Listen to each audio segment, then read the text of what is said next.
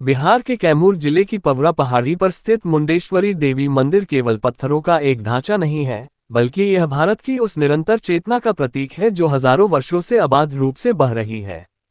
जहां दुनिया की कई प्राचीन सभ्यताएं और उनके मंदिर खंडहरों में तब्दील होकर संग्रहालयों की शोभा बन गए, वहीं मुंडेश्वरी एक जीवित मंदिर लिविंग टेम्पल के रूप में खड़ा है। भारतीय पुरातत्व सर्वेक्षण ऐसी के अनुसार यहां सन 108 ईस्वी से निरंतर पूजा होती आ रही है। ये वह समय था जब कुषाण सम्राटों का शासन था और रोम की सभ्यता अपने चरम पर थी। हिंदू धर्म के देवी भागवत पुराण और मार्कंडेय पुराण में वर्णित दुर्गा सप्तशती के अनुसार शुंभ और निशुंभ नाम के दो महाशक्तिशाली असुर थे। उनके दो सेनापति थे, चंड और मुंड। पौराणिक कथाओं के अनुसार जब देवी कौशिकी अंबिका ने असुरों का संहार शुरू किया तो चंड और मुंड उनसे लड़ने आए। चंड का वध होने के बाद मुंड इसी पवरा पहाड़ी के घने जंगलों में छिप गया था। माता ने इसी पहाड़ी पर उसका अंत किया, जिसके कारण उनका नाम मुंडेश्वरी पड़ा।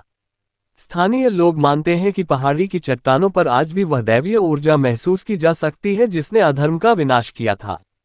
इस मंदिर की ऐतिहासिकता इसे भारत के अन्य मंदिरों से अलग करती है। यहाँ से प्राप्त शिलालेखों ने इतिहासकारों को चौंका दिया है।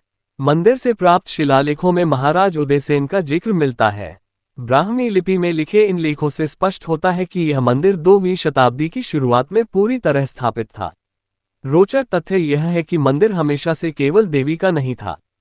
पुरातात्विक साक्ष्यों के अनुसार ये कभी नारायण विष्णु का मंदिर हुआ करता था।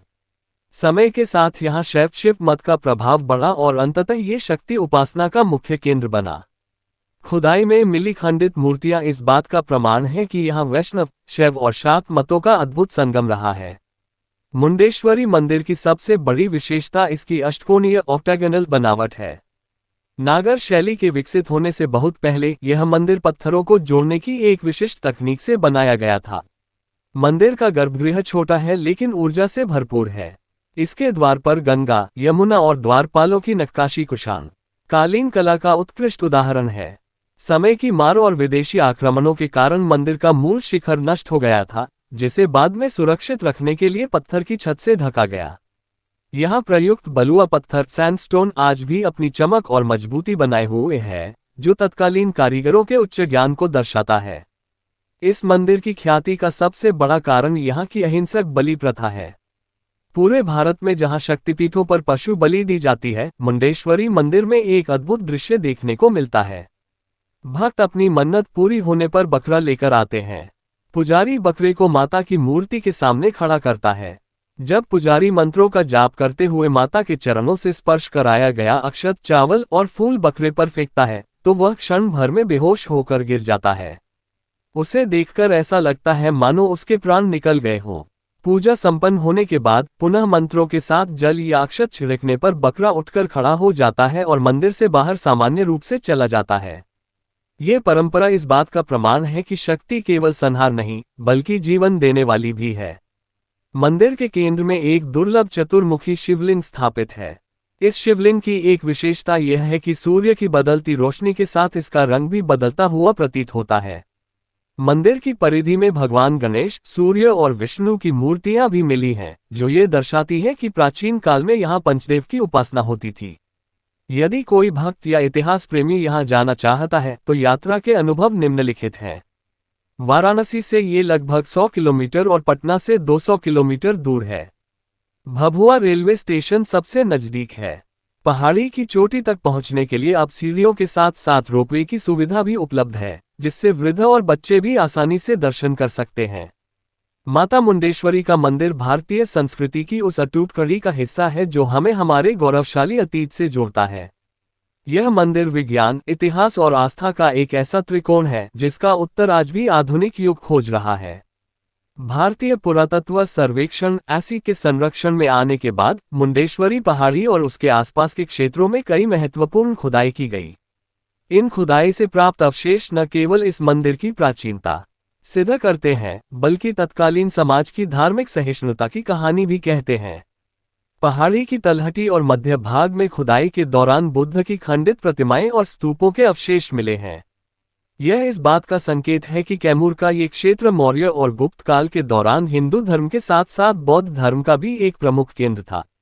यहाँ से प्राप्त मूर्तियों को कैमूर कला शैली का हिस्सा माना जाता है। इनमें लाल बलुआ पत्थर का प्रयोग हुआ है।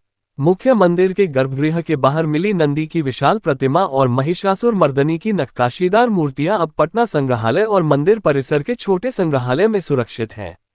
मंदिर के चारों ओर बिखरे हुए टूटे हुए स्तंभों पर बेल बूटों की ऐसी नक्काशी है जो गुप्तकालीन 4वीं और 5वीं शताब्दी मंदिरों जैसे कि देवगढ़ के दशावतार मंदिर से मेल खाती है। मंदिर की सबसे बड़ी शक्ति उसके पत्थर पर लिखे लेख हैं। 1891-92 के दौरान जब ब्रिटिश पुरातत्वविदों ने यहाँ का दौरा किया तो उन्हें कई पत्थर के खंड मिले जिन पर ब्राह्मी लिपि उत्कीर्ण थी। महाराज उदयसेन का शिलालेख, ये शिलालेख इस मंदिर का जन्म प्रमाण पत्र माना जाता है। इसमें उल्लेख है कि विनीतेश्वर भगवान शिव का एक नाम के मंदिर के पास मंडलेश्वर देवी मुंडेश्वरी का वास है। भक्ति की निरंतरता। शिलालेखों से ये भी पता चलता है कि मंदिर के रखरखाव के लिए तत्कालीन राजाओं ने गांवों का दान दिया था। ये सिद्ध करता है कि मुंडेश्वरी देवी केवल स्थानीय देवी नहीं थी बल्कि राजघरानों की कुलदेवी भी थी। मुंडेश्वरी माता केवल इतिहास की किताबों में नहीं बल्कि यहाँ के लोगों के कंठ में भी जीवित है। कैमूर और भोजपुर क्षेत्र के लोकगीतों में माता का वर्णन पवरा की रानी के रूप में मिलता है। पवरा की ऊंची अटारी पे मैया तोरा भवन सुहावन लागे। सोहर और पचरा। स्थानीय महिलाएं बच्चों के जन्म या विवाह के अवसरों पर पचरा गाती हैं जिसमें मुंडेश्वरी माता से आशीर्वाद मांगा जाता है। इन गीतों में माता को दुखों को हरने वाली और संतान देने वाली माना गया है। गोद भराई की रस्म। मंदिर परिसर में एक पुराना वृक्ष है जहां भक्त अपनी मन्नत पूरी होने पर चुनरी और कलावा बांधते हैं। ये स्थान लोक आस्था और प्रकृति पूजा के मेल को दर्शाता है। माता मुंडेश्वरी का मंदिर जिस भूगोल में स्थित है वह जैव विविधता से भरा है। यहाँ मिलने वाली औषधीय वनस्पतियां प्राचीन काल से ही तांत्रिक अनुष्ठानों और आयुर्वेदिक उपचार के लिए प्रसिद्ध रही हैं। करकटगढ़ जलप्रपात। मंदिर से कुछ ही दूरी पर स्थित यह जलप्रपात अब मगरमच्छ संरक्षण केंद्र के रूप में प्रसिद्ध है। प्राचीन मान्यताओं के अनुसार भक्त गंगा स्नान के बाद करकटगढ़ के जल से माता का अभिषेक करने आते थे। ये पूरा क्षेत्र एक स्पिरिचुअल सर्किट बनाता है। आधुनिक विज्ञान भले ही रक्तहीन बलि को सम्मोहन या किसी अज्ञात ऊर्जा के प्रभाव के रूप में देखे, लेकिन भक्तों के लिए ये शुद्ध रूप से दैवीय चमत्कार है। शोधकर्ताओं का मानना है कि मंदिर के गर्भगृह की बनावट और वहां होने वाले विशिष्ट मंत्रोच्चार से ऐसी सोनिक वेव्स उत्पन्न होती हैं जो बकरे के तंत्रिका तंत्र को कुछ समय के लिए सुप्त पैरालाइज कर देती हैं। रंग बदलने वाला शिवलिंग। शिवलिंग का रंग बदलना सूर्य की किरणों के अपवर्तन, रिफ्रैक्शन और पत्थर में मौजूद खनिजों के गुण के कारण हो सकता है, लेकिन सुबह की पहली किरण जब शिवलिंग को छूती है तो वह दृश्य अलौकिक होता है। वर्तमान में बिहार सरकार और भारत सरकार ने मुंडेश्वरी मंदिर को विश्व धरोहर यूनेस्को वर्ल्ड हेरिटेज साइट की सूची में शामिल कराने के प्रयास तेज कर दिए हैं। पर्यटन विकास। रोपवे के निर्माण के साथ साथ यहां यात्रियों के ठहरने के लिए आधुनिक धर्मशालाओं का निर्माण किया गया है। Digital archive. मंदिर के प्राचीन शिलालेखों का डिजिटलीकरण किया जा रहा है ताकि आने वाली पीढ़ियां अपनी 2000 साल पुरानी विरासत को समझ सकें। माता मुंडेश्वरी मंदिर केवल एक धार्मिक स्थल नहीं है, ये समय के उस प्रवाह का साक्षी है जिसने भारत पर होने वाले अनगिनत आक्रमणों, साम्राज्यों के उत्थान और पतन को देखा है। यह मंदिर हमें सिखाता है कि सत्य और श्रद्धा का आधार कभी नष्ट नहीं होता। चाहे वह 108 ईस्वी का काल हो या 2026 का आधुनिक दौर, पवरा पहाड़ी की चोटी से माता आज भी अपने भक्तों को अभयदान दे रही है। अगर आपको यह वीडियो अच्छा लगा हो तो लाइक और सब्सक्राइब करें और अपने दोस्तों को शेयर करते हुए एक अच्छा सा कमेंट भी अवश्य करें। धन्यवाद।